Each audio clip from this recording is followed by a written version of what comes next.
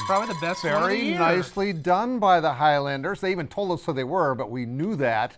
Wonderful job. We'll have highlights of their game in just a little bit. But first, welcome to our last regular season Football Friday, this time on a Thursday. I love it when we start messing around with the days of the week. I'm Mark Ovenden. This is Zach Bourne. Tonight's show, as it has been all season long, brought to you by Paul's Place in Canton, when we had cameras at 9 games tonight as we are on the eve of the playoffs. Starting with a big game of the night at Howard Wood Field between the top two teams in 11 AAA. We previewed the game at 6. We sent Paul Heinert out to the Wood for the highlights, Paul. Well, Mark, it was Washington and Roosevelt for the top spot at the end of the regular season. The Warriors slipped past the Riders when they lost to Brandon Valley, so this was a chance for Chad Stadium's team to maintain that #1 ranking. Bad news, though, for Roosevelt off the start. Star quarterback Jet Thune injured on the first drive. He would not return, but you know who was out there? Jack Skelhaas goes deep to Ty Smith. Great catch. That sets up a short touchdown run by Chaden Fitzsimmons. 7-0 Warriors. They are loving it at Howard Wood Field. Riders would get things turned around on defense, though. Skelhaas is picked off by Tanner Mahasek. The backup quarterback Torin Deverix would run it in from 6 yards out on the keeper. Riders are right back in this game. We are all tied at 7. Now the defense would dominate the second half. Jensen Omdale, how about this? 4 sacks in the game. We go to double overtime.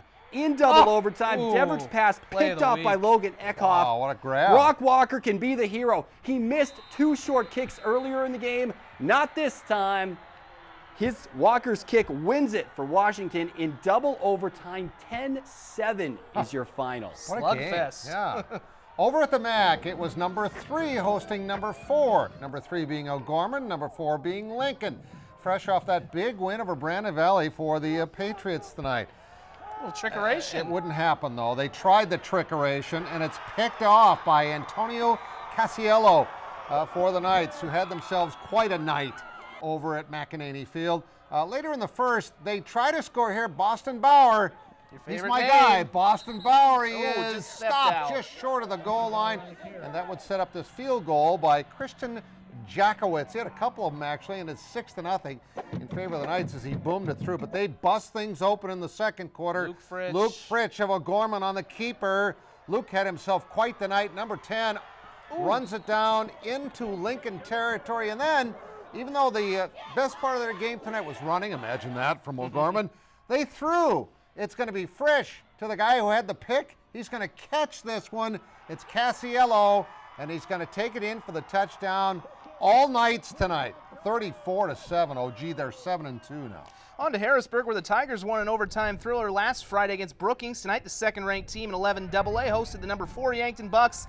Wouldn't have known it because it looked kind of reversed in this one. It was 21-0 at half. First play of the third quarter, Nick Rakusik with a strip.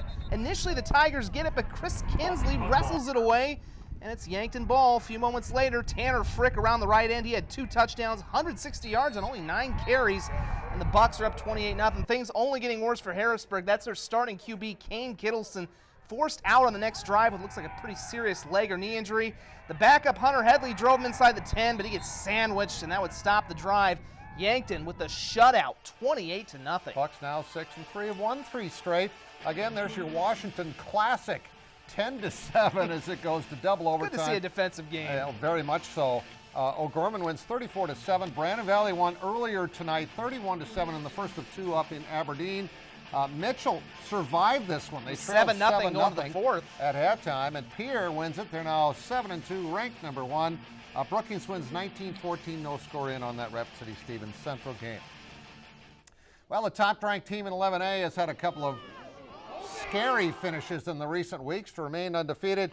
Nothing scary about the game tonight as this punt was blocked. Nate Guthmiller with a block for Madison as the Bulldogs are going to win this game. Of course, they're both Bulldogs. That touchdown was and a 2-point conversion. Brody Fredrickson, he had 188 yards and 6 total touchdowns in the rain tonight. Here's Milbank's nice highlight in the first half. That was Riley Walschlager with a pick, but Madison would get it right back on this Pally pick. Matthew Pally setting it up, and again, it's going to be guess who? Give it to 22. He's a touchdown machine. Takes it in. 49-12. Madison rolling to an 8-0 record. The third-ranked Chargers of Sioux Falls Christian started tonight 7-1. Their only loss in overtime at Madison. They hosted number 4 and 11 beat Tri-Valley at the Bob. First quarter, it's Keegan Van Egdom's kingdom. Ever nimble. Just watch that poor guy. Can't quite wrestle him down. Big game into Mustang territory. Later in the quarter, Van Egdom. This one's even prettier. He's just shoving off his own teammates to get in the end zone. It's 8-0. Chargers after one. Tri-Valley would regroup in the second quarter, though. Sawyer Prinz, the quarterback for Sioux Falls Christian, under a ton of pressure. Going to fire this one up. Bit ill-advised because Logan Larson, who made that great touchdown run a week ago, makes the interception. He'd return it deep into Charger territory. That would lead to a touchdown run from Brenton Hanisch. It was tied at half. Sioux Falls Christian, tight one, 16-8. The Orioles of Lennox starting the night with a 6-2 record and ranked 5th in the 11A poll. They were hosting the Quarriers of Dell Rapids. Dell's up 12-0 in the third. Tyler Leisinger to Nick Kale, and that cuts the deficit in half, and you bet, young man, celebrate. It's 12-6. In the fourth quarter, Dell Rapids' Sam White wanting to put this ball game away. He gets a nice run inside the tackles, outside the tackles. Going to be stopped just shy. He gets down to the 1, and the next play White would put it in as Dell Rapids does pick up the victory 19-13. On to the 9-man ranks, where the Chester Flyers have gone undefeated so far this year, ranked number 3 in 9AA, hosting the 5-2 Parker Pheasants. It was actually a 21-0 lead at halftime. They punch it in right away to start the third quarter. Caleb Ike diving in for the touchdown, and this is how you get a shutout. Watch Levi DeVries come out of nowhere and put down the hammer on that one. Parker trying to get on the board with this beautiful one-handed grab from Pierce Plucker. Watch him pluck this ball out of midair. Nice catch, but they would not score. Final score 28-0 in favor of Chester. The top team in 9A was in Tyndall tonight as the Hawks of Canistota took on the Cavaliers of Bonham. Third quarter, Canistota's Shea Jolly. I think this is going to make the road visitor fans very happy. He goes 29 yards down the sidelines, and the Hawks up a commanding 34-0. Now watch this, the rain really coming down. Chase Corton going to be met by 3 Canistota defenders. That's how it went in Tyndall tonight for the home team as Canistota pitches the shutout 34-0. All right, finally, 2 teams with a combined record of 13-1. This is the team that the cheerleaders were pulling for that we had at the open of the show. Scotland hosting Colome, 2 high-powered team, and it turned out to be a defensive struggle. Reed Harder, the Cowboys quarterback, with the pick, but unfortunately, they can't take it in. Tanner Iwan gets credit for the tackle right there. He's Scotland's quarterback. So those 2 guys were kind of the key in this one. Then Chase Mock gets the pitch, breaks a tackle, and watch, they're chasing him. They're chasing him. Oh, they can't catch Chase. He takes it for the score, and the Highlanders win a thriller. 13-8 your final. Those teams now both 7-1. Canistota 8-0. Chester is actually 8-0. I fudged one there. The Bulldogs of Madison now 8-0. Dell Rapids wins 19-13. Sioux Falls Christian 7-1. Best season in program history. Woonsocket, Weston Springs, Sanborn Central, Blackhawks number 1, 8-0. Winners Warriors now 8-0 with a 50-0 win. Miller wins tonight big. Edgemont was a winner along with Red Cloud and St. Thomas More. Alcester Hudson, and I decided to spell the whole thing out tonight. Andy Central Dakota Christian, we've been calling them ACDC, wins tonight. Bridgewater Emory Ethan, that's what the BWE stands for. Stanley County wins along with Hot Springs and Sully Buttes.